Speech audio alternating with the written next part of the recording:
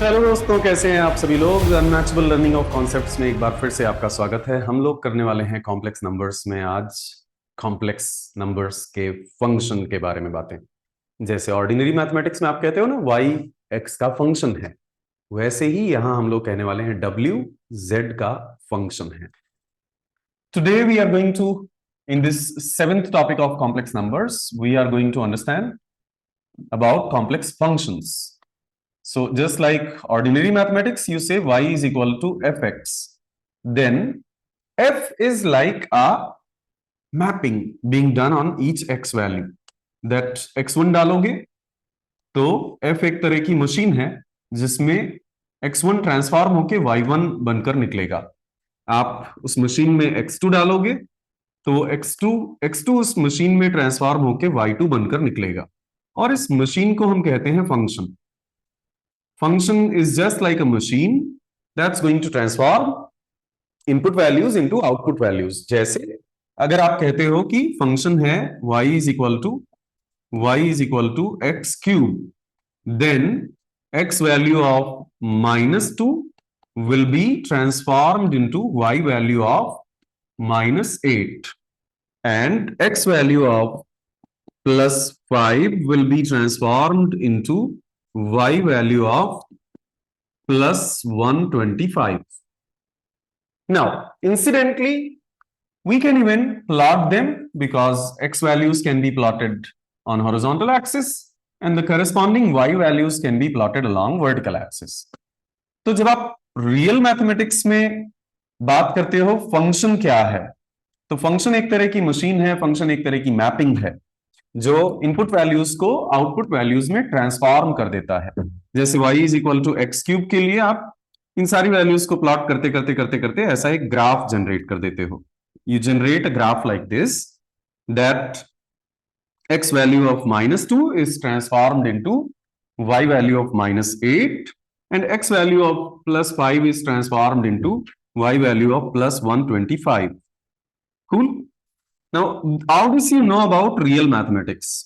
तो real mathematics के लिए तो आपको ये सब पता है। -2 अगर है x तो y हो जाएगा -8 के इक्वल, और x की वैल्यू अगर +5 है तो y हो जाएगा 125 के इक्वल। बिल्कुल सिमिलर लाइन पर हम लोग कॉम्प्लेक्स फंक्शंस भी डिफाइन कर सकते हैं। Just like we define functions in real mathematics, similarly we can define functions in complex mathematics. So in case of complex mathematics, we are going to say w is a function of z, where w is also a complex number and z is also a complex number. यहां x और y real variable थे, यहां w और z complex variables हैं। W and Z are representing complex variables. So this is one complex variable which is a function of another complex variable Z, which is a function of another complex variable Z. Now naturally, by following the same logic, if we have W becoming the function of Z, then that function is like a machine which will take one particular Z and it will transform into one particular w. It will take one particular z and it will transform into one particular w. Function की definition, function का तरीका तो वही रहेगा। अगर function by default एक ऐसी चीज है जो इनपुट वेरिएबल को आउटपुट वेरिएबल में कन्वर्ट करती है, तो कॉम्प्लेक्स वेरिएबल्स के केस में भी ऐसा ही होगा, दैट एक इनपुट कॉम्प्लेक्स वेरिएबल z को एक आउटपुट कॉम्प्लेक्स वेरिएबल w में वो चेंज कर देगा। और जैसे वहां पर फंक्शन के एग्जांपल्स थे y is equal to x cube, y is equal to sine x, y is equal to e power x, वैसे ही यहां भी एग्जांपल्स वैसे ही होंगे। w is equal to z square, w is equal to sine z, w is equal to log z, and so on and so forth. Cool. And once again, function is something that transforms one complex variable into another. Now, the challenging part would be this one. ये वाला part यहां पर complex variables की दुनिया में इतना आसान नहीं होगा। क्यों आसान नहीं होगा कॉम्प्लेक्स वेरिएबल्स की दुनिया में? क्योंकि यहां पर आप एक वेरिएबल को हॉरिजॉन्टल एक्सिस पर और दूसरे वेरिएबल को वर्टिकल एक्सिस पर रिप्रेजेंट करते हो। एक वेरिएबल को हॉरिजॉन्टल एक्सिस पर और दूसरे वेरिएबल को वर्टिकल एक्सिस पर रिप्रेजेंट करके एक टू डायमेंशनल डायग्राम पर दोनों को रिप्रेजेंट कर पाते हो। मैंने तो दो सैंपल वैल्यूज ट्रांसफॉर्म करके दिखाई थी आपको, -2 पर -8 और x इज इक्वल टू +5 पर 125। या स्केल के बाहर जा रहा है तो जरूरी नहीं है आप उसे रिप्रेजेंट ही करें। But the thing is that you can create all together a graph of different xy values. अलग अलग xy वैल्यूज का एक ग्राफ पूरा का पूरा कैलकुलेट प्लॉट कर सकते हो आप। अगर ऐसा एक ग्राफिकल रिप्रेजेंटेशन यहां करना हो तब क्या करोगे? क्या आप z को एक एक्सिस पर रिप्रेजेंट कर सकते हो? नहीं। क्या आप w को एक एक्सिस पर रिप्रेजेंट कर सकते हो? नहीं। आप जानते हो कि z को आप एक एक्सिस पर रिप्रेजेंट नहीं कर सकते, और इसलिए क्या इस तरह का एक ग्राफिकल प्लॉट इस कॉम्प्लेक्स फंक्शंस के लिए पॉसिबल होगा? कदापि नहीं। तो for complex functions this kind of a graphical plot will not be feasible. So how do we generate any graphical plot? Graphical plot, we are going to generate it like this, that we are going to define one z plane. We are going to define one z plane, and then we are going to define one w plane. एक z plane define करेंगे और एक w plane define करेंगे, और बीच में रखेंगे function की machine. और फिर हम लोग बोलने वाले हैं दैट फंक्शन की इस मशीन में अगर ये ग्राफ घुसेगा तो ये वाला ग्राफ निकलेगा। तो यहां पर हम z के रियल और इमेजिनरी पार्ट से z की किसी भी वैल्यू को रिप्रेजेंट कर सकेंगे लाइक z1, और यहां w के रियल पार्ट और w की इमेजिनरी पार्ट से w के करस्पॉन्डिंग वैल्यू को रिप्रेजेंट कर सकेंगे। Here on this z plane we would be able to represent any point representing one particular value of z, and then whatever function is there, w is equal to z square, w is equal to sine z, w is equal to log z, whatever function is there, using that function we will do the mapping, we will do the transformation of that z value, and corresponding w value we are going to represent on uv plane. So on xy plane z values will be represented, and then function will transform those values into w values. Those w values will be represented on the uv plane. The way people find a solution of different situations, and the way people try to create a complex mathematics as a parallel world of real world mathematics is amazing. जिस तरह से आप notice करो कि हमारे पास real world में, real mathematics में real numbers, real variables के फंक्शंस डिफाइंड है, उसी तरह से हम कॉम्प्लेक्स वेरिएबल्स के लिए फंक्शंस डिफाइन कर रहे हैं, और the way we are doing it is really very interesting, is really amazing. So here y was a real variable, and here z was a real variable. Here x was a real variable and y was a real variable. So let us go ahead and try solving some problems based on this. कुछ problems करते हैं इस पर based. This topic is topic number 7, and which is function of complex variables. Function of complex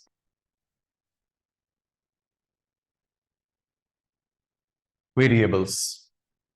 Clear? So let's go ahead and try solving some problems. So as a 20-second problem, let's go ahead and try a simple function, very simple function as a 20-second problem.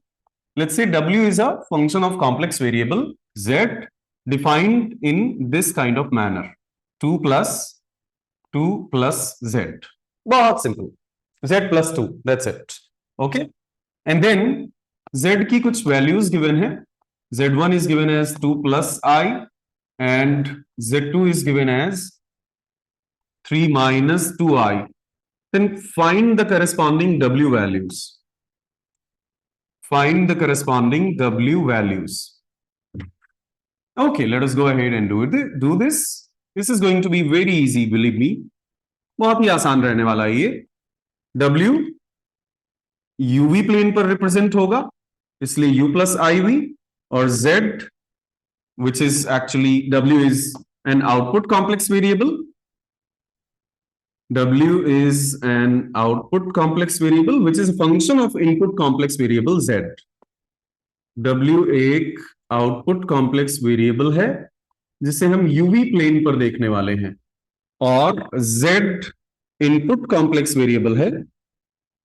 Z input complex variable है जिसे हम लोग XY plane पर plot करने वाले हैं.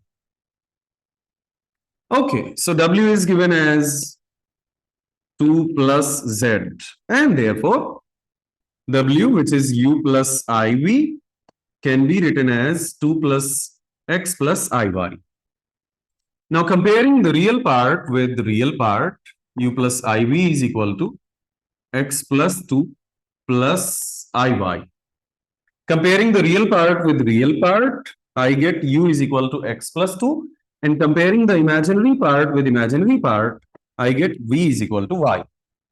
अब जितने भी पॉइंट्स को Z प्लेन से W प्लेन पर ट्रांसफॉर्म करना है उनको ट्रांसफॉर्म करते चलेंगे. Whatever number of points we have to transform from Z plane to W plane, for example, Z1 is given as 2 plus I. That means X value 2 and Y value 1. So corresponding W will become U X plus 2. So real part will become 2 plus 2, which is 4, and V is equal to Y, and Y हमें given है, imaginary part कितना given है 1. So this will also become 1. तो आप कहने वाले हो ये given complex variables का ये given function Z plane के 2,1 पॉइंट को W plane के 4,1 पॉइंट में ट्रांसफॉर्म कर देगा. This given function of complex variable Z will transform the point 2,1 of the Z plane into the point 4,1 of the W plane. 4,1 of the W plane. So this is as simple as that. And then there is Z2 given. Z2 is 3 minus 2I. So corresponding X value is 3 and corresponding Y value is minus 2. So I'm going to get U is equal to X plus 2. That will become 2 plus 3, that is 5. 3 plus 2. X की value 3 को transform करना है corresponding U value में 5, and V value is nothing but Y, and Y is nothing but minus 2. Clear? So कैसे बोलने वाले हैं इसको? That complex plane Z पर point 3, minus 2 complex plane W के point 5, minus 2 में ट्रांसफॉर्म हो जाएगा. The point 3, minus 2 on the complex plane Z will be transformed into the point 5, minus 2 on the complex plane W if this function is used for the transformation. So let's go ahead and write it like this, that on the Z plane we are taking some points, and those points are then transformed by the function. What is the function that's transforming them? W is equal to 2 plus Z. So Z plane पर कोई भी point लिया जाएगा तो उसको हमने एक function से ट्रांसफॉर्म करना है, एंड फिर जो आउटपुट पॉइंट्स होंगे उन्हें हम W प्लेन पर रिप्रेजेंट करेंगे.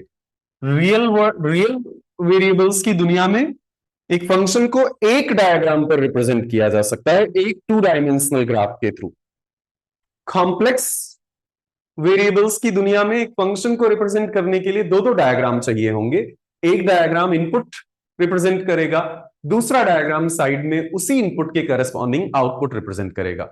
In the functions of real variables, the graphical representation can be done on 1 2-dimensional diagram. In the world of functions of complex variables, the graphical representation will have to be done using the 2 diagrams. One diagram will represent input variable values, values of the input complex variable, and then another diagram will represent the transformed output complex variable values, जो उस function ने input values को उठाकर output values में transform किया है। Clear? Okay, सो Z plane पे कुछ भी, डब्ल्यू प्लेन पर फाइनली क्या बनता है, जैसे जेड प्लेन पर 2,1, तो वो डब्ल्यू प्लेन पर जाकर किस पॉइंट में ट्रांसफॉर्म हुआ, वो डब्ल्यू प्लेन पर जाकर 4,1 में ट्रांसफॉर्म हुआ। And if on the z plane I am taking 3,-2, then into what point does it transform on the W plane? W plane पे वो ट्रांसफॉर्म होगा 5,-2 में। क्या ही तो बात है।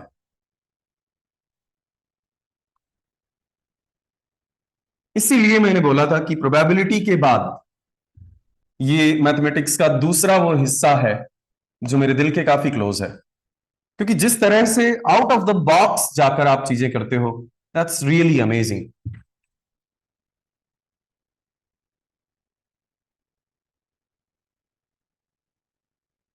सो ग्राफिकली भी रिप्रेजेंट कर लेते हैं। Let's represent graphically as well. So we have on the z plane, which is xy plane, x is representing the real part, y is representing the imaginary part. We are going to represent 2 plus I, that is 2,1. Oh, 2,1. So we are going to represent 2 plus I, that is 2,1. And then we are going to represent 3,-2, 3,-2, and 3,-2 we are going to get here. So this is Z1 and this is Z2. Now, once it is transformed using the complex function, given complex function, it transforms into what points? It transforms into 4,1. पहला जो Z1 वाला point है वो W complex plane पर 4,1 में transform होता है, और दूसरा वाला जो है second one 3,-2, it gets transformed into 5,-2. सो वो 5,-2 में ट्रांसफॉर्म्ड होता है। It gets transformed into 5,-2. This is W2. ये तो कुछ भी नहीं है, हमें तो एक्चुअली ये भी फाइंड आउट करना होगा कि अगर Z1 से Z2 तक एक सर्टेन पाथ को फॉलो करते हुए चेंज हुआ, तो W1 से W2 तक किस पाथ को फॉलो करते हुए चेंज होगा। If Z is changing from Z1 to Z2 following one certain path, then how exactly W is going to change from W1 to W2? What path does it follow? What path is it going to follow? But that we will talk about in the next video. उसके बारे में हम लोग अगले video में बात करेंगे। अभी हम लोग कुछ और फंक्शंस, कुछ और कॉम्प्लेक्स फंक्शंस पे ट्राई करेंगे ये सीखे हुए पंडाज को। These pandas that we have learned just now, we are going to now try them on some other complex functions. Functions of complex variables basically. So let's say W is defined as 3z square. W, which is a complex variable, is equal to 3z square. It is a function of another complex variable. W खुद एक complex variable है और फिर W दूसरे complex variable का function है Z का। अब आपको बताना है कि अगर Z प्लेन पर एक Z1 मैंने डिफाइन कर दिया है -5 + 2i, और Z प्लेन पर एक Z2 मैंने डिफाइन कर दिया है 1 + i, तो W प्लेन पर करस्पॉन्डिंग पॉइंट्स क्या होंगे, और उनको ग्राफिकली रिप्रेजेंट भी करो, represent them graphically. So W is equal to 3z square, and then we are going to get x plus I y square. W is having one real part, one imaginary part, which we represent as u plus iy, and this is going to have x square plus I square y square plus 2 into I into xy. So u plus iv, and आप सभी जानते हैं आई square होता है -1, सो आई square हो गया -1 और 2xy। अब आप रियल पार्ट को रियल पार्ट से कंपेयर करोगे तो आपको मिलेगा u is a function of 3 into x square minus y square and v is 2xy. तो इस तरह से एक बैकग्राउंड में अगर देखा जाए तो जब आप कहते हो कि एक आउटपुट कॉम्प्लेक्स वेरिएबल एक इनपुट कॉम्प्लेक्स वेरिएबल का फंक्शन है, तो दरअसल आप क्या कह रहे होते हो? आप कह रहे होते हो रियल वेरिएबल्स के दो अलग अलग फंक्शंस का एक प्रॉब्लम के थ्रू डिस्क्रिप्शन। देखो ना, u एक्स वाई का फंक्शन और v भी एक्स वाई का function. So function of two variables, दो फंक्शन ऑफ टू वेरिएबल्स को एक कंबाइंड वे में एक्सप्रेस कर रहे हो आप। You are basically expressing, when you are expressing a complex function of complex variables, then you are in the background, you are actually expressing two different functions of two variables. One u, which is again a function of x and y, another is v, which is again a function of x and y. Now they are telling you that z plane पर एक complex variable defined है और फिर उसको w is equal to 3z square एक function है जो transform कर देता है w प्लेन के किसी पॉइंट में। तो z प्लेन पर एक पॉइंट हमें मालूम है -5 + 2i, that means x -5 and y 2। अब इस फंक्शन से ट्रांसफॉर्म होके अल्टीमेटली वो क्या बन जाएगा? वो बन जाएगा u is equal to x square 3 into x square minus y square, u is equal to 3 into x square minus y square.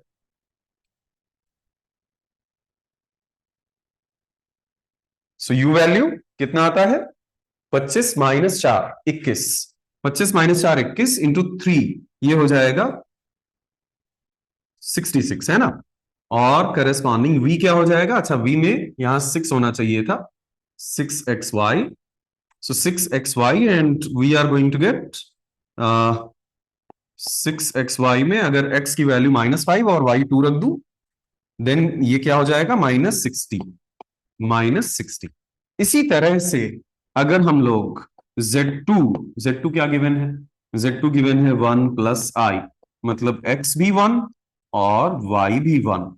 अगर इसको ट्रांसफॉर्म करेंगे w is equal to 3z square के साथ, w is equal to 3z square एक function है जिसमें z की value डालो और w की वैल्यू निकालो। सो करेस्पॉन्डिंग u क्या होगा? x square minus y square, 3 multiplied by x square minus y square, this becomes 0 and v is equal to 6xy, so 6 हो जाएगा ये। ग्राफिकल रिप्रेजेंटेशन आप समझते हो कैसे करना है। सेकंड वाले को तो हम इजीली कर सकते हैं क्योंकि छोटी वैल्यूज हैं। पहले वाले को ग्राफिकली रिप्रेजेंट करने के लिए हमें बहुत बड़े डायग्राम की जरूरत होगी, बट पिछले एग्जाम्पल से आप पूरी तरह से समझ चुके हो कि ये कैसे काम करता है। So how graphical representation is done, that you understand on the basis of previous problem, and you can now define the function of any complex variable out there and you can just solve it like this. किसी भी complex variable का function आप define कर सकते हैं और उसको इसी तरह से solve कर सकते हैं। Now, next video is going to be very interesting where we will talk about that if z changes its values following one certain path, then how w is going to change its values.